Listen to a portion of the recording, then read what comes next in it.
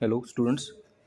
Today we will start the new topic of chapter number 3B, subject economics, methods of measuring price elasticity of demand. इसमें हम अलग अलग methods दिखेंगे जिससे price elasticity को हम कैलकुलेट कर सकते हैं। जिसमें सबसे पहला मेथड दिया गया है रेशो और परसेंटेज मेथड। सो ये ऑलमोस्ट सिमिलर है जो हमने प्राइस इलास्टिसिटी कैलकुलेट करने के समय देखा था। See ratio method is developed by Professor Alfred Marshall. According to this method, elasticity of demand is measured by dividing the percentage changes in demand by the percentage change in the price. So same formula है जो हमने previously भी देखा था elasticity को calculate करने के लिए. So percentage method is also known as the arithmetic method. इसे ही arithmetic method के नाम से भी क्या है जाना जाता है. So here price elasticity is measured as the elasticity of demand equals to percentage change in quantity demanded divided by percentage change in price. Okay, so same formula है जो percentage change in quantity demanded and percentage change in price को बताता है, जिसको symbolically मतलब इस तरीके से लिखा जाता है, that is percentage delta Q it changes in the quantity demanded and delta P stands for the changes in the prices. अब मैथमेटिकली जैसे मैंने बताया था आपको कि पहले कि इसके ऊपर आपको न्यूमेरिकल्स एग्जाम में नहीं आते हैं, पर मैथमेटिकली उसको यहाँ पे प्रूव किया गया है. आप देख सकते हो नीचे का एग्जाम्पल दिया गया है जिसमें बताया गया है कि एक पर्टिकुलर प्रोडक्ट की प्राइस इनिशियली 20 रुपये थी, तब उसका 10 kg डिमांड था. फिर प्राइस आप देख सकते हो 20 रुपये से 25 रुपीज़ हो गई. ओके, और क्वांटिटी डिमांडेड लेस हो गया. ओके, 1 से. सो इसको अगर हम परसेंटेज में अगर कैलकुलेट करते हैं या परसेंटेज में अगर देखते हैं तो समझने में और आसानी होगी. अब 20 जो प्राइस है वो 25 हो गई, मतलब एग्जैक्टली कितना परसेंट चेंज हुआ है? So near about 25%. ओके, तो 25% जो है प्राइजेस में बदलाव हुए हैं, प्राइजेस बढ़ी है. अब लॉ ऑफ डिमांड का क्या कहना है कि जब प्राइजेस बढ़ती है तो डिमांड कम होती है. तो जब 20 रुपये प्राइस थी उस समय 10 किलो की डिमांड थी और 20 से प्राइस 25 हो गई, तो अभी क्वांटिटी डिमांडेड कम हो गई. तो इनिशियली क्वांटिटी डिमांडेड वाज 10, जो अभी 9 हो गई, मतलब almost 10% there is a reduction. So you can see we got the two important values जो हमें मतलब प्राइस इलास्टिसिटी कैलकुलेट करने के लिए ज़रूरी है, जो है कि percentage change in quantity demanded. तो क्वांटिटी डिमांडेड में कितने परसेंटेज चेंज हुए हैं? 10%. मतलब डिमांड जो है वो 10% से कम हुई है. और प्राइस अगर आप देखोगे तो 20 से 25 रुपये हो गए, मतलब 25% प्राइस चढ़ी है. कैसे? क्योंकि 20 का 10% कितना हुआ? 2. 20% हुआ 4 और 25% हुआ 5. तो initial price was 20 and new price is 25. So there is a difference of 5 rupees. तो ये 5 रुपीज़ इनिशियल प्राइस के कितने परसेंट हो गए हैं? तो 25%. सो हमें दोनों वैल्यूज़ मिल गई. अब दोनों वैल्यू हम फार्मूला में अगर पुट करते हैं तो फार्मूला क्या दिया गया हमें? ओके, आपको बताया we are quite familiar with the formula that percentage change in quantity demanded okay divided by percentage change in price. Percentage change quantity demanded में ओके अगर आप देखोगे तो नियर अबाउट 10%. ओके, आप देख सकते हो क्वांटिटी डिमांडेड क्या है, मतलब कम हुई है. सो 10 डिवाइडेड बाय 25 अगर हम करते हैं तो हमें वैल्यू मिलेगा 0.40. Okay, so which means the value जो हमें यहाँ पे मिला है वो कैसा है? It is less than 1. और 1 से अगर लेस अगर वैल्यू अगर हमें मिलती है तो उस वैल्यू को क्या बोला गया है? Relatively inelastic. Okay, as you can see here we put the same values into the formula and we have got these values like ed elasticity of demand is 0.4.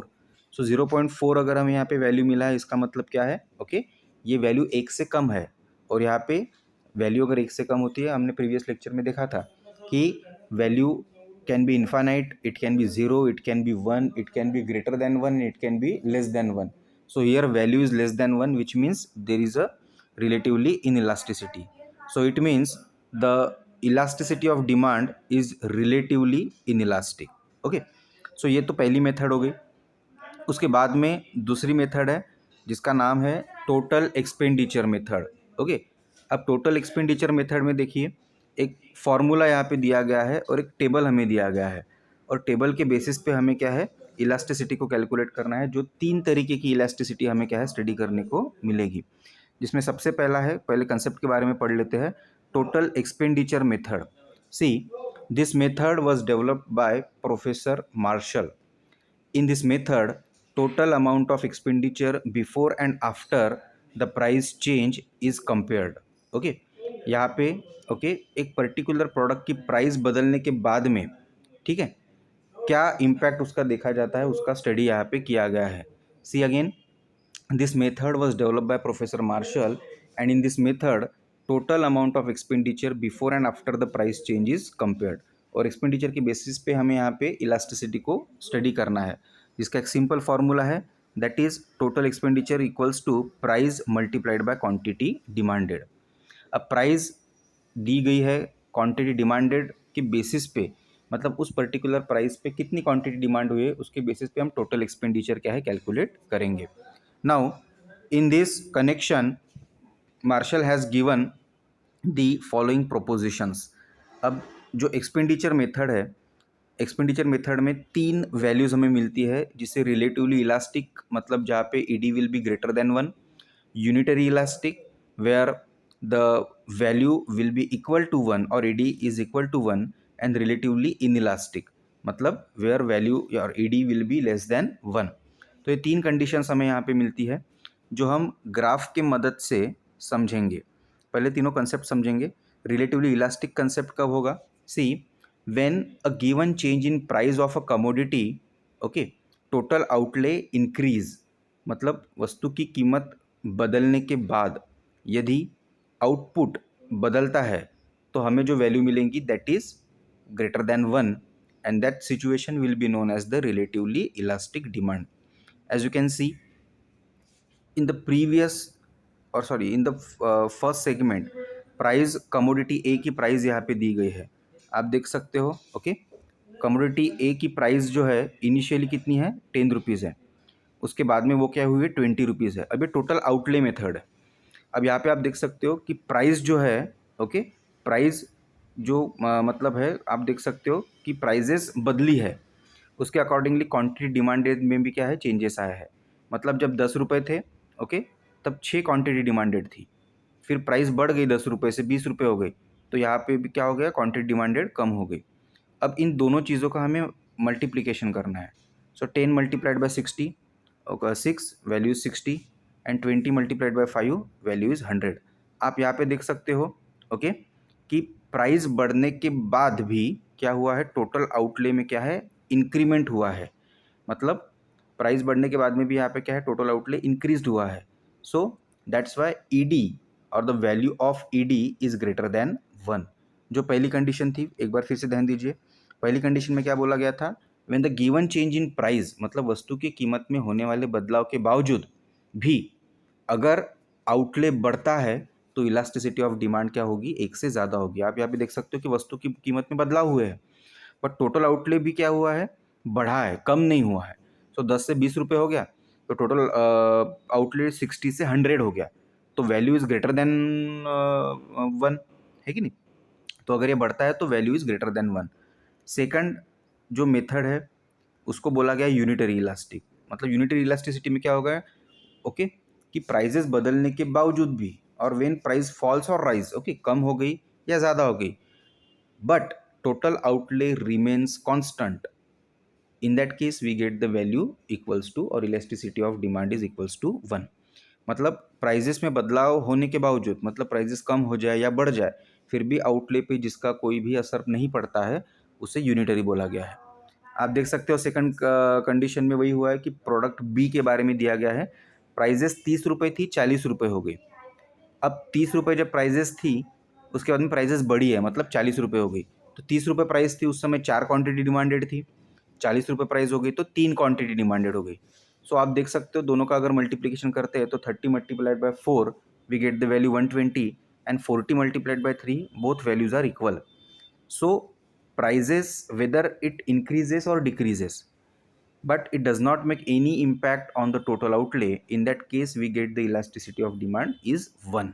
Okay, आप देख सकते हो यहाँ पे वही हुआ है कि इनिशियली जब प्राइजेस 30 थी तभी भी 120 का ही आउटले था, और जब प्राइजेस 40 रुपये हो गए तभी भी 120 का ही है. तो that's why we got the situation of unitary elasticity. अब थर्ड कंडीशन है दैट इज़ रिलेटिवली इनइलास्टिक, मतलब जिसमें वैल्यू क्या होगा, एक से कम आएगा. सो व्हेन द प्राइजेस और given changes in price for commodity total outlay decrease, मतलब वस्तु की कीमत में बदलाव होने के बाद यदि टोटल आउटले कम होता है तो इलास्टिसिटी ऑफ डिमांड जो हमें वैल्यू मिलेंगी वो कैसे रहेंगी, एक से कम रहेगी. Here you can see initially it was 50, it was reduce to 60. Okay, वो क्या है, 60 हो गया. अब आप यहाँ पे देख सकते हो कि जब 50 रुपये प्राइस था तब 2 क्वांटिटी कमोडिटी डिमांड की जाती थी, और जब 60 रुपये प्राइस होगी तब 1 क्वांटिटी ही क्या है, डिमांड की जा रही है. अब दोनों का कैलकुलेशन करेंगे तो मिलने वाली वैल्यू देखिए कि जब 50 रुपये प्राइस थी तब 2 कमोडिटी थी तो टोटल आउटले था 100 का. 60 रुपीज़ होगी, 1 का डिमांड है तो outlay is 60. Here you can see the outlay is decreasing, and when there is a decrease in the outlay it causes to the situation of value less than 1, and hence it is called as relatively inelasticity. अब ये तो हो गया second method. Okay, total expenditure method के बारे में. अब इसके बाद में एक इम्पॉर्टेंट थर्ड मेथड होती है, ओके, जो आप देख सकते हो वो है पॉइंट मेथड और ज्योमेट्रिक मेथड. ये सबसे इम्पॉर्टेंट है क्योंकि इसके ऊपर एग्ज़ाम में क्वेश्चंस पूछे जा सकते हैं, तो एग्ज़ाम पॉइंट ऑफ व्यू भी इम्पॉर्टेंट है. Again this method is also made by the professor Alfred Marshall, and in this method, as the name is indicating, certain points are draw on a demand curve.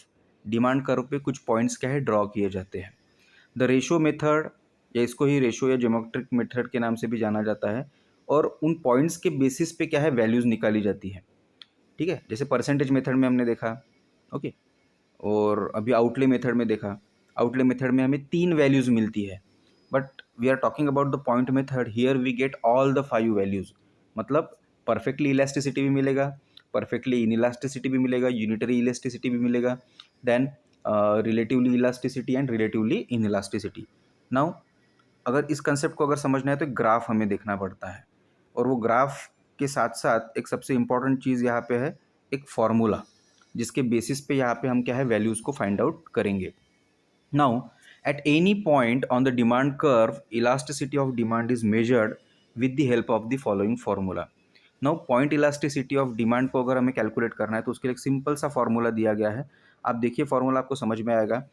ठीक है, देखिए upper portion में हमें क्या लेना है, lower segment of the point, and lower या जो लोअर पोर्शन है वहाँ पे हमें क्या लेना है, upper portion of the point, मतलब L डिवाइडेड बाय U.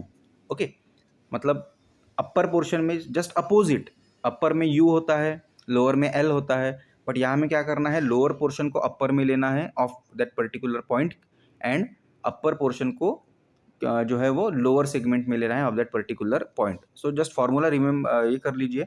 हम जब ग्राफ इसके ये देखेंगे, ग्राफ देखेंगे तो आपको समझने में और आसानी हो जाएगी. सो L या capital L divided by capital U. अब सबसे इम्पॉर्टेंट चीज़ इसके लिए जो हमें चाहिए पॉइंट मेथड में, तो डिमांड कर्व जो होना चाहिए, ओके, वो कैसा होना चाहिए, लीनर डिमांड कर्व होना चाहिए. ओके, अब लीनर डिमांड कर्व का मतलब क्या होता है, तो एक सिंपल सेंस में हम देखेंगे, लीनर डिमांड कर्व उसे बोला जाता है जो भी डिमांड कर्व दोनों एक्सिस को टच होता है. As you can see here, okay, this figure 3.16, there are 2 axis. Okay, ये y एक्सिस है और ये x एक्सिस है. ठीक है, अब दो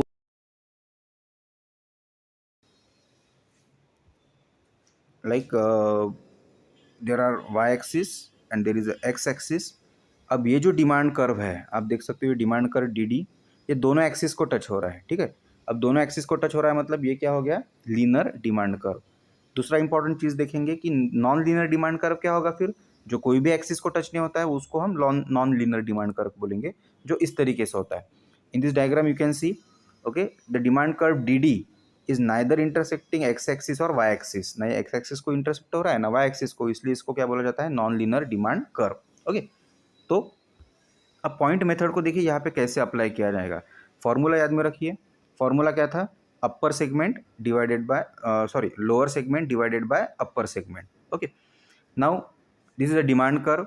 ओके, अब ये डिमांड कर्व है, यहाँ पे टोटल 5 पॉइंट्स है। ठीक है, ये डिमांड कर्व जो है डी डी, इसके ऊपर 5 पॉइंट्स है। आप देख सकते हो point A, point P2, point P, point P1 and point B। अब ये 5 पॉइंट्स है जो ये डिमांड कर्व पे दिए गए हैं, और हर पॉइंट अपनी इलास्टिसिटी को यहाँ पे क्या है, इंडिकेट कर रहा है। जैसे पॉइंट ए का क्या बोलना है? इन्फानाइट। पॉइंट P2 का बोलना क्या है? ED is greater than 1। Point P का बोलना क्या है? ED is equals to 1। Then point P का बोलना, P1 का बोलना क्या है? ED is less than 1। And point B का क्या बोलना है? ED इज इक्वल्स टू 0, मतलब परफेक्टली इन इलास्टिसिटी। यहाँ पे देखिए पॉइंट ए जो है ये परफेक्टली इलास्टिसिटी को इंडिकेट कर रहा है, और point be perfectly in elasticity को इंडिकेट कर रहा है। कैसे? देखिए, फॉर्मूला ध्यान में रखिए। फॉर्मूला में ही हम वैल्यूज़ पुट करेंगे और इसकी वैल्यूज़ निकालेंगे। फॉर्मूला क्या था? L divided by U। Okay, L divided by U है। अब इसी L डिवाइडेड बाय U में हम क्या करेंगे? पॉइंट्स डालेंगे और वैल्यू निकालेंगे। अब लोअर सेगमेंट आप देख सकते हो, ED अगर हम A पॉइंट अगर लेते हैं तो A पॉइंट्स के नीचे टोटल कितने पॉइंट्स है? ओके, तो A पॉइंट्स के नीचे है 1 2 3 4, टोटल 4 पॉइंट्स है, तो वो आएंगे अपर इसमें। और ऊपर में कितने हैं? Okay, 0। So you can see here, let us assume कि ये वैल्यूज़ कैसे हम कैलकुलेट करेंगे। सो here you can C at the initial type, okay, मतलब लोअर, मतलब ED या A पॉइंट पे आप देख सकते हो कि एक पॉइंट के नीचे कितने पॉइंट्स है? 1 2 3 4, तो 4 डिवाइडेड बाय 0। तो अगर हम यदि करते हैं तो हमें वैल्यू उसकी इन्फानाइट मिलेगी। अगर आप इसको कैलकुलेटर पे भी करके देखोगे तो भी आपको उसकी वैल्यू 0 ही, मतलब इन्फानाइट ही मिलने वाली है। उसके बाद में आता है second, that is P2। Okay, अब P2 में आप देखिए, P2 के नीचे कितने पॉइंट्स है? 1 2 3, एक है P, एक है P1 और एक है B, 3 पॉइंट्स है। तो 3 और P2 के ऊपर कितने पॉइंट्स है? एक, सो डिवाइडेड बाय 1। ये हो गया लोअर सेगमेंट, ये हो गया upper segment. Okay, upper segment. तो 3 डिवाइडेड बाय अगर 1 करते तो हमें वैल्यू मिलता है 3। Okay, which is greater than 1, जो क्या है? 1 से बड़ा है। इसलिए P2 की वैल्यू जो हमें मिली है, ओके, वहाँ पे क्या बोला गया है? ED is greater than 1। then comes to the center point, that is P. now P is a point, okay, जिसके ऊपर भी 2 पॉइंट्स है और नीचे भी 2 पॉइंट्स है। ओके, तो यहाँ पे हमें वैल्यू क्या मिलेगा? Again L divided by U, 2 divided by 2, so answer is 1। That's why P की वैल्यू हमें क्या मिली है? 1। P की वैल्यू हमें 1 मिली है। फिर नेक्स्ट कंसेप्ट हम देखेंगे, दैट इज P1। अब P1 के ऊपर कितने पॉइंट्स है? 3, और नीचे कितने हैं? 1, so L that is 1 divided by 3, value will be less than 1। Less than 1 आएगा, इसलिए elasticity of demand will be less than 1। So here you can see the value is less than 1। And the last one is that is B। At point B you can see lower में कितने हैं? 0, और अपर में कितने हैं? 4। Okay, तो lower में 0 है और अपर में 4 है, तो 0 डिवाइडेड बाय 4, इसका आंसर आएगा 0। दैट्स वाई ED का वैल्यू हमें यहाँ पे क्या मिला है? 0। So always remember, if the demand curve, okay, एक तो कैसा होना चाहिए? लीनर होना चाहिए। लीनर मतलब दोनों एक्सिस को टच करने वाला, और उसके बेसिस पे ही क्या है, यहाँ पे क्या है, वैल्यूज निकाली जाती है। Okay, so that is about the calculation of different elasticity of demands in point method. Okay, point method में इस तरीके से क्या है, मतलब वैल्यूज को निकाला जाता है। उसके बाद में आता है non linear demand curve. Again same formula है, that is L divided by U। Okay, L divided by U अगर यहाँ पे करते हैं तो यहाँ पे 3 वैल्यूज़ हमें मिलती है, मतलब लीनर के इसमें 5 वैल्यूज़ मिलती है और नॉन लीनर में 3 वैल्यूज़ मिलती है, जहाँ पे यूनिटरी है, रिलेटिवली इलास्टिक है और रिलेटिवली इन इलास्टिक है। ठीक है, so that is about the different methods to calculate the elasticity of demand.